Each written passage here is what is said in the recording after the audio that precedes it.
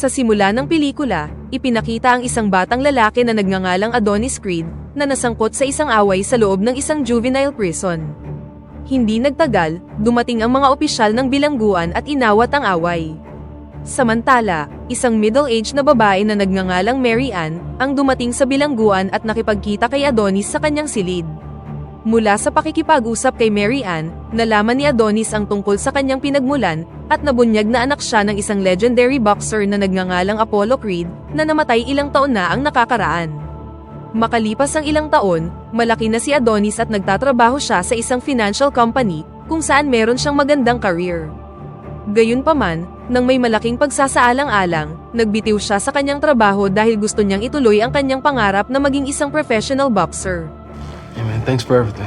Kalaunan, bumisita si Adonis sa Delphi Boxing Academy, isang boxing training gym na pagmamay-ari ng isa sa kanyang kapamilya. Nang ipahayag niya ang kanyang intensyon na maging isang professional boxer, ang kanyang tito, na may-ari ng gym, ay hindi pumayag. Ayaw ng kanyang tiyuhin na maranasan ni Adonis ang parehong kapalaran ng kanyang ama, na namatay sa boxing ring sa isang laban. Tiniyak ng kanyang tiyuhin na walang handang magsanay sa kanya kung gusto niyang magsanay sa kanyang boxing gym. Nang marinig ito, hindi nagpatinag si Adonis at nagpumilit na sumama sa pagsasanay sa lugar na yon.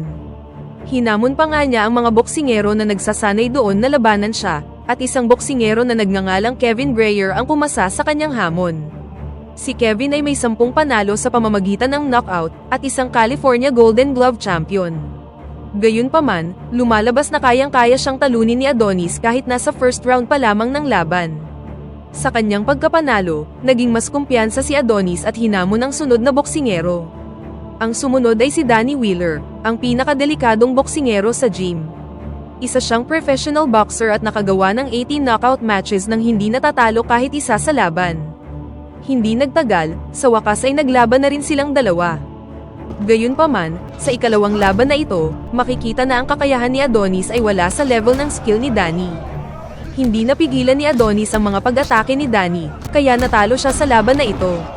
Pag-uwi niya, mukhang nabigla at nag-alala si Mary Ann, nang makita niya ang bugbog saradong mukha ni Adonis. Pinagbawalan niya si Adonis na pumasok sa boxing ring at kung desidido pa rin siyang ipagpatuloy ang kanyang pangarap, ayaw na niyang makita pa siya muli. Dahil dito, tuluyan nang umalis ng bahay si Adonis. Nagpasya siyang pumunta sa Philadelphia upang bisitahin ang isang legendary boxer na si Rocky Balboa, ang boksingerong nakatalo sa kanyang ama. Nagkita sila sa Italian restaurant ni Rocky, kung saan ipinakilala ni Adonis ang kanyang sarili bilang anak ng maalamat na boksingero na si Apollo Creed. Pagkatapos ay hiniling niya kay Rocky na sanayin siya upang maging isang profesional na boksingero. Ngunit dahil isa pa lamang siyang baguhang boksingero, nag-aalangan si Rocky na sanayin siya. Dahil sa pagtanggi ni Rocky, nahirapan si Adonis na ipikit ang kanyang mga mata ng gabing yun. Higit pa dito, ang kanyang kapitbahay ay nagpapatugtog ng musika sa medyo malakas na volume. Sa huli, kumatok siya sa pintuan ng kanyang kapitbahay at naghanda na para kumprontahin ito. Sa hindi inaasahang pagkakataon, lumalabas na ang kanyang kapitbahay ay isang magandang babae na nagngangalang Bianca, at agad siyang nahumaling sa kanya. Nang sumunod na araw, bumisita si Adonis sa isang boxing gym na tinatawag na Mighty Mix Boxing. Nagparehistro siya sa pangalang Donnie para takpan ang kanyang tunay na pagkatao, upang hindi malaman ng mga tao na anak siya ng isang sikat na boksingero. Opisyal siyang nagparehistro at matagumpay na naging miyembro ng gym. Kinabukasan, nakakita siya ng isang news broadcast tungkol sa isang sikat na boksingero na nagngangalang Ricky Conlan, na nagkansela ng laban sa kanyang kalaban na si Danny Wheeler, ang boksingerong nakalaban niya noong nagsasanay siya sa gym ng kanyang tiyuhin. Ang sanhi ng pagkansela ng laban na ito ay dahil hindi napigilan ni Ricky ang kanyang emosyon sa weigh-in session, na live na nai-broadcast sa telebisyon. Sa panahong yun, sinuntok ni Ricky si Danny sa mukha, dahilan para ma-forfeit siyang lumaban sa kampyon. Si Adonis, na nagsimula ng magsanay sa Mighty Mix Boxing Gym, ay sinubukan pa ring makipagkita kay Rocky para humingi ng mga tips sa pagsasanay ng kanyang hand speed at boxing. Dahil sa pagpupumilit ni Adonis, binigyan na siya ni Rocky ng mga tips para makapag-practice siya ng maayos. Kinabukasan, sa hindi inaasahang pagkakataon, bumisita si Rocky sa kanyang lumang gym kung saan doon din nagte-training si Adonis. Ang lahat ng tao sa gym ay binati si Rocky at mukhang nagulat sila sa kanyang pagdating. Hindi nagtagal, nilapitan siya ng may-ari ng gym na nagngangalang Pete, at ipinakilala ang kanyang anak na si Leo Sperino. Hiniling ni Pete kay Rocky na coach ang kanyang anak, isang profesional na boksingero na may 12 panalo sa pamamagitan ng knockout, at isa ring American Olympic champion. Gayunpaman, sinabi ni Rocky na ang pagbisita niya sa gym ay para sanayin si Adonis. Sa sumunod na eksena, sinimulan na ni Rocky ang kanyang program para sanayin si Adonis. Nagsimula ang pagsasanay sa mga pisikal na ehersisyo tulad ng pagtakbo, hand movement training, at iba pang pagsasanay, na ginawa naman ni Adonis ng walang halong pagrereklamo. Pagkatapos ng training, minsan ay nakikipag-date din si Adonis kay Bianca, at mas lumalim ang kanilang relasyon sa paglipas ng mga araw. Nang makitang nag-improve ang mga kakayahan ni Adonis pagkatapos na sanayin ni Rocky sa loob ng ilang araw, iminungkahi ni Pete kay Adonis na magparehistro para sa isang professional boxing match at labanan ang kanyang anak. Noong una, hindi pumayag si Rocky, ngunit sa huli, pumayag na rin siya dahil sa patuloy na pangungulit sa kanya ni Adonis. Upang maipakita ang kanyang pagiging seryoso sa boxing training at para agad siyang makapag-compete sa professional boxing, pinilit ni Adonis si Rocky na magbigay ng mas masinsinang pagsasanay. Para patunayan ito, payag siyang bumisita sa bahay ni Rocky ng madaling araw para lang makapag-practice siya. Matapos sumailalim sa ilang araw na masinsinang pagsasanay, inimbitahan ni Rocky si Adonis na bumisita sa isang boxing gym na tinatawag na Front Street Gym. Sa gym na yun, ipinakilala niya si Adonis sa kanyang mga kasamahan na nagsasanay doon. Ang sumunod na intensive training ni Adonis ay sa Front Street Gym, kung saan nagsanay siya kasama ang ilang mga boxing partner. Papalapit na ang simula ng career ni Adonis sa professional boxing, at si Leo Sperino ang makakaharap niya sa laban na yon. Bago ang laban, nilapitan ni Pete si Rocky at nagtanong tungkol sa profile ni Adonis, na anak ni Apollo Creed. Sa huli, sinabi na ni Rocky ang katotohanan at hiniling kay Pete na huwag ibunyag sa publiko ang sikretong ito dahil gusto ni Adonis na makilala siya ng mga tao sa sarili niyang pagsisikap, hindi dahil sa tanyag na pangalan ng kanyang ama. Mukhang kinakabahan si Adonis sa laban, kaya kinailangan niyang pumunta sa banyo bago magsimula ang match. Kalaunan, handa na siyang pumasok sa ring para labanan si Leo. Nang nagsimula ang unang round, agad na nakuha ni Leo ang kalamangan. Sa laban na yun, tila nahihirapan si Adonis sa pakikipag-deal kay Leo. Gayunpaman, sa ikalawang round, gamit ang mga tricks na ibinigay sa kanya ni Rocky sa break, nagawa niyang ma-equalize at nakapagpatama ng counter-attack sa kalaban. Sa pagtatapos ng second round, nakapagpatama si Adonis ng maraming malalakas na suntok, at sa wakas ay nagawang ma-corner si Leo. Matapos makatanggap ng magkakasunod na suntok, bumagsak na si Leo. Agad na kumalat ang tagumpay ni Adonis, at maging ang kanyang profile bilang anak ni Apollo Creed ay nalik at ibinalita ng press sa telebisyon. Dahil sa pagkapanalo ni Adonis, naging interesado ang manager ni Ricky Conlan na hamunin siya. Pagkatapos ay nakipagpulong ang manager kina Adonis at Rocky upang pag-usapan ang offer ng laban sa pagitan ng kanyang kliyente at ni Adonis. Ang laban na ito ang magiging huling laban ni Ricky dahil magre-retiro na siya, at magsisilbi sa kanyang prison sentence para sa legal case na nangyari sa kanya. Noong una, tinanggihan ni Rocky ang alok na ipaglaban sina Adonis at Ricky dahil ayon sa kanya, hindi pa handa si Adonis na makipaglaban sa mga kalebel ni Ricky. Si Ricky, na isang profesional na boksingero sa loob ng mahabang panahon, ay tiyak na mayaman sa karanasan at merong mahuhusay na mga tricks kaysa kay Adonis. Gayunpaman, dahil sa patuloy na pagsisikap ni Adonis na kumbinsihin si Rocky, sumang-ayon na siya sa alok. Ang laban kay Ricky Conlan ay hindi ordinaryong laban. Dapat ay mas lalo pang ihanda ni Adonis ang kanyang sarili para mapantayan ang kakayahan ni Ricky. Sa mga sumunod na araw, ipinagpatuloy ni Adonis ang pagsasanay sa boxing ring. Dahil sa matinding pagsasanay na ibinigay sa kanya, tila humina ang pangangatawan ni Rocky bilang trainer dahil sa pagod. Isang araw, nagsuka siya at nawalan ng malay habang sinasanay si Adonis. Matapos magpagamot sa ospital, sa wakas ay natuklasang may cancer si Rocky at pinayuhan na sumailalim sa mga chemotherapy session. Hiniling niya sa doktor na ilihim kay Adonis ang kanyang karamdaman, upang makafocus siya sa kanyang nalalapit na laban. Kinabukasan, nagawang masanay muli ni Rocky si Adonis. Kahit medyo nanghihina siya, naglaan pa rin siya ng oras para makapagbigay ng training session sa kanyang bata. Sa pagtatapos ng pagsasanay, nalaman ni Adonis na may cancer si Rocky mula sa mga brochure sa bulsa ng kanyang jacket.